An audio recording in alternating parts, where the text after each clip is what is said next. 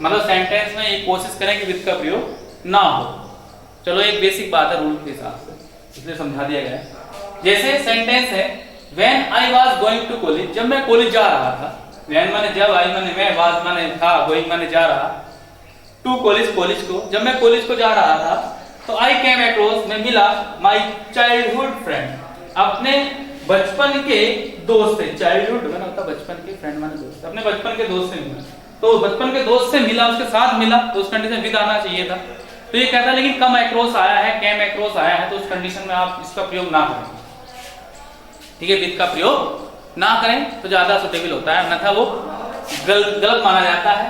तो इस कंडीशन में हमने यहाँ पर जो है इसका प्रयोग नहीं किया था। ठीक है, तो कम अक्रॉस के साथ विद का प्रयोग नहीं होता है। क्लियर हो गया? तो कम अक्रॉस का शाब्दिक अर्थ क्या होता है? अचानक मिलना, अकस्मात मिलना। जैसे सेंटेंस लिखा था when I was going to college, जब मैं कॉलेज को जा रहा था, या विलेज गांव को जा रहा था, या किसी से मिलने के लिए जा रहा था, तो आई केम अक्रॉस, मुझे अचानक मिल गया मेरा दोस्त, मिल गया बचपन का, वो दोस्त भी वो बचपन का।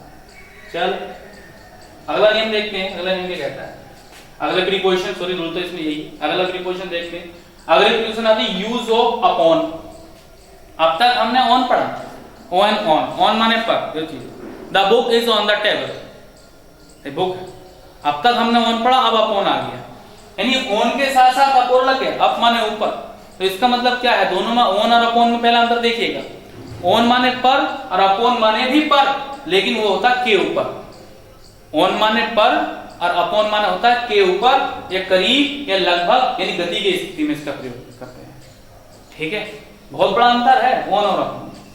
अब देखते हैं क्या अंतर। वहां तो हमने पढ़ लिया था ऑन का प्रयोग, अब अपॉन का पढ़ेंगे तो अंतर पता चल जाएगा। हमने अब आपको ऑन पढ़ाया है, तो अब यहाँ पर अंतर पता चल जाएगा। देखते क्या कहता है। ऑन का जो अर्थ है के ऊपर के अर्थ में होता है, परंतु गति की अवस्था में होता है। गति की अवस्था में the book is on the table, गति नहीं है, रखा हुआ है, स्थिर अवस्था में है, लेकिन के ऊपर के अर्थ में गति होनी चाहिए, गति अवस्था में होना चाहिए। जैसे द कैट जंप, कैट माने बिल्ली, जंप माने कूदी, अपॉन द रैट, चूहे पर कूदी। तो गति है इसलिए अपॉन लगाया, उसके ऊपर को कूदी, स्प्रिंग की, उसने कूदा, SPRING स्पेलिंग करा, सही है। तो उस कंडीशन अपॉन लगाया, उसके ऊपर बैठी हुई नहीं है, वो एक स्थिति नहीं है। सही है कि बिल्ली चूहे के ऊपर जाकर बैठ गई, बैठी हुई होती, बिल्ली बैठी हुई होती चूहे पे, तो बताओ क्या लगाते? ऑन लगाते या ओन लगाते? बिल्कुल सही कह रहे हो आप, आधे ऑन कह रहे हैं कि उसके ऊपर बैठी बिल्ली। हाँ, चूहा बैठा होता बिल्ली के ऊपर तो ऑन लगाते। बिल्ली बहुत बड़ी है, चूहे के ऊपर बैठेगी तो दम निकाल देगी चूहे का, बैठने मात्र सही। तो उस कंडीशन में ओवर आएगा। सही है, क्या आएगा? ओवर। सही है ना? मान लीजिएगा आप खाट उठाते हैं, खाट, आप खाट पर बैठे हैं, खाट पर बैठ भी जाते हैं तो ऑन है।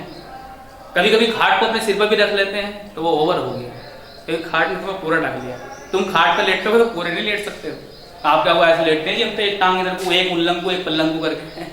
अरे भाई कितने ही कर लो, लेकिन रहोगे उसको हो नहीं, ओवर नहीं होगा। छोटी मोटी खाट हो वो तो अब बात किसी ने चली जाती है। ढक लिया, देखो जी पूरी खाट को, खाट या मेज थी, चलो। तो इस कंडीशन में के अवश्य का प्रयोग करते हैं, अपॉन का प्रयोग करते हैं। क्लियर? अगला सेंटेंस, कोई चीज या कोई घटना होने वाली हो, या कोई फेस्टिवल आने वाला हो, या चीज होने वाली हो, अच्छी या बुरी, वो चीज अलग है। उस कंडीशन में भी जो है काय का प्रयोग करते हैं, अपॉन का प्रयोग करते हैं। जैसे ईद, अभी लॉकडाउन चल रहा है, ईद आने वाली है, हमारे भाई जो हैं, माताएं बहनें सभी रमजान रख रहे हैं, इबादत कर रहे हैं ऊपर वाले की। ठीक है, अब उसके बाद जब इबादत पूरी हो जाएगी तो ईद का त्योहार आएगा। ठीक है, सीर मिलेगी खाने को। हाँ हाँ, मैं भी खाऊंगा, चिंता ना करो। इसको देखो, जब कोई चीज या कोई घटना होने वाली हो, ठीक है, जब कोई चीज या घटना होने वाली हो, तो होने वाली हो यानी आने वाली हो या होने वाली हो, तो काय का प्रयोग करते हैं, तब भी अपॉन का प्रयोग करते हैं। जैसे मैंने सेंटेंस ईद ही लिखा है, ईद इज ऑलमोस्ट, ऑलमोस्ट मान होता है लगभग, अपॉन अस, हमारे बीच में आने वाली है, हमारे आने ही वाली है, ईद होने ही वाली है हमारे साथ, ऑलमोस्ट मान लगभग। ठीक है, हाँ ऑलमोस्ट मान लगभग ईद का त्योहार जो आने वाला है।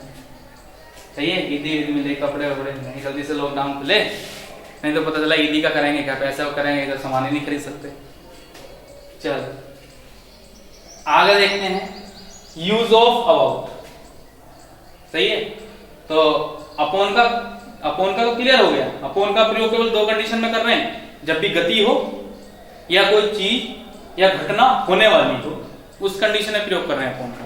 अब रूल, अब तीसरा देखें, तीसरा प्रीपोजिशन जो इस ब्लैक बोर्ड पर लिखा हुआ है, तीसरा प्रीपोजिशन है यूज ऑफ अबाउट।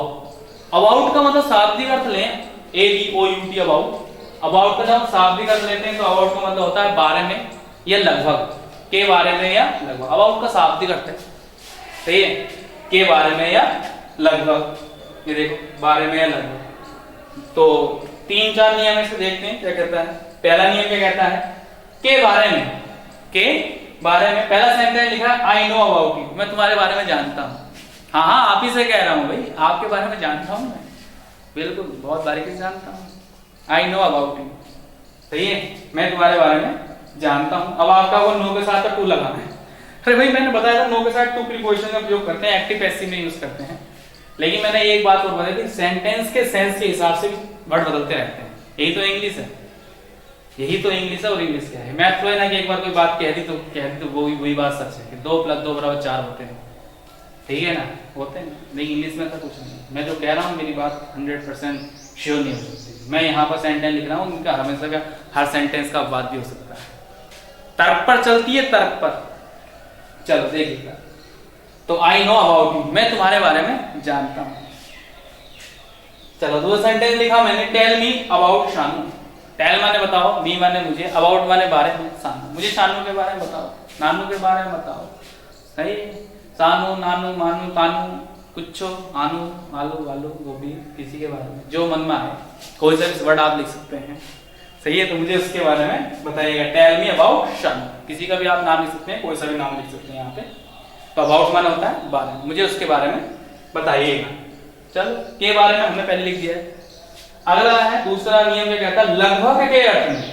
लगभग के अर्थ, लगभग की स्पेलिंग होती है ऑलमोस्ट, ALMOST, ऑलमोस्ट, ऑलमोस्ट बन सकती है। लगभग के अर्थ में कैसे हो जाएगा, it is about 9 o'clock, it is about 9 o'clock, लगभग 9 बजे। इट इज अबाउट 9 o'clock का मतलब हो गया लगभग 9 बजे हैं, अबाउट।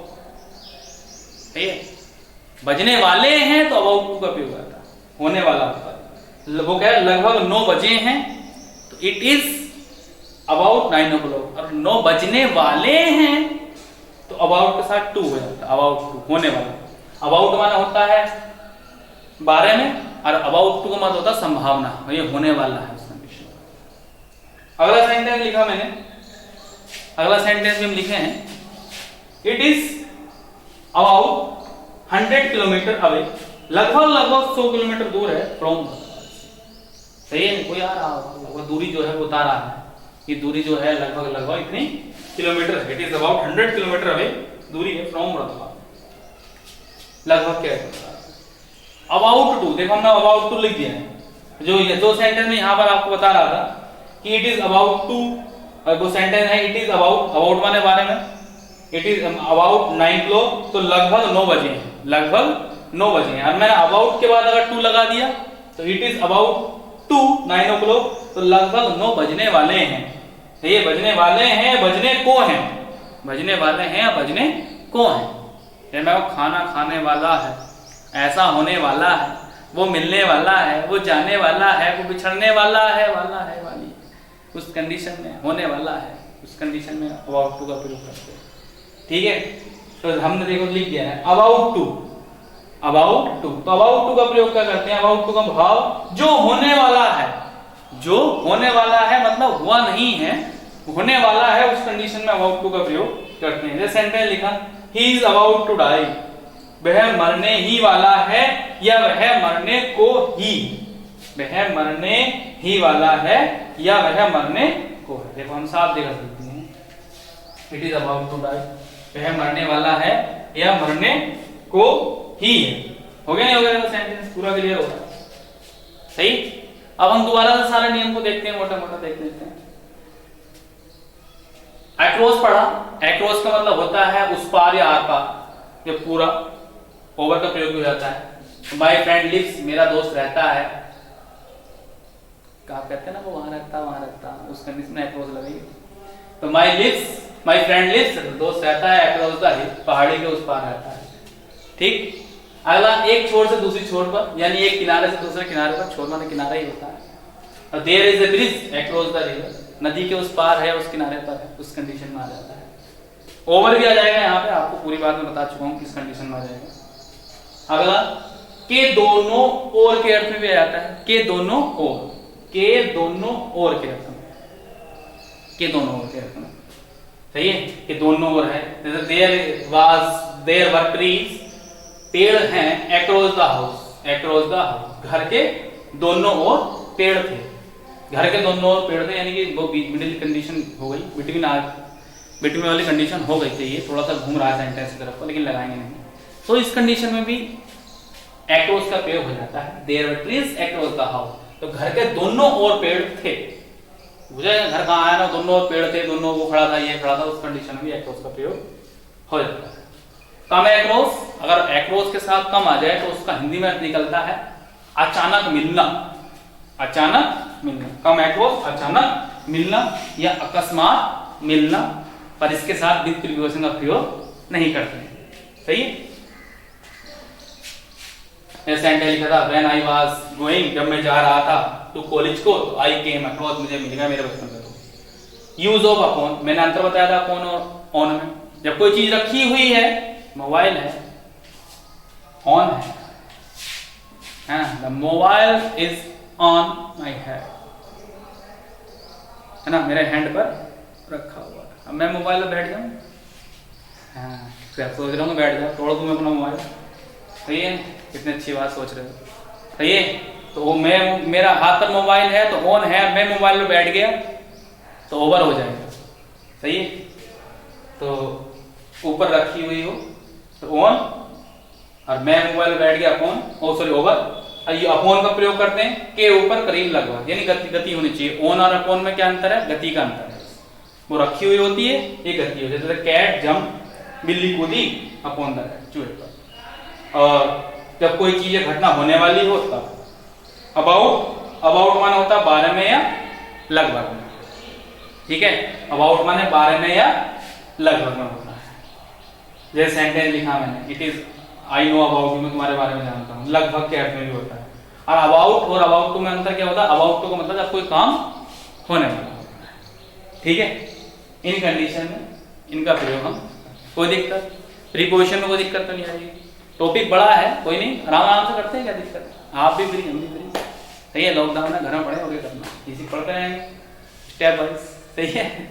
चलो ठीक है, भी चलते हैं, और क्या।